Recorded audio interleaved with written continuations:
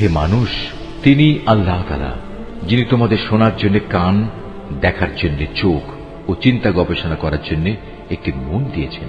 কিন্তু তারা এসব দানের শুকর খুব অল্পই আদায় করে। তিনি তোমাদের সৃষ্টি করে জমিনে তোমাদের বংশ বিস্তার করে চারিদিকে ছড়িয়ে রেখেছেন। একদিন তোমাদের সবাইকে আবার তার কাছেই একত্রিত করা হবে।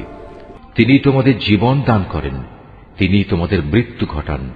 রাত দিনের আবর্তনও তাঁর ইচ্ছায় সংঘটিত হয়।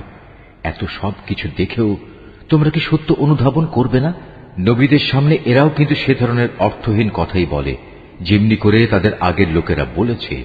তারা বলেছিল, আমরা যখন মরে যাব, আমরা যখন মাটি ও হাড্ডিতে পরিণত হয়ে যাব, তখনও কি আমরা পুনরুত্থিত হব? তারা বলে, আসলে এভাবেই আমাদের ও আমাদের পূর্ববর্তী লোকদের পুনরুত্থানের ওয়াদা দিয়ে আসা হচ্ছে, মৃত্যুর পর আবার জীবন লাভের। এ কথাগুলো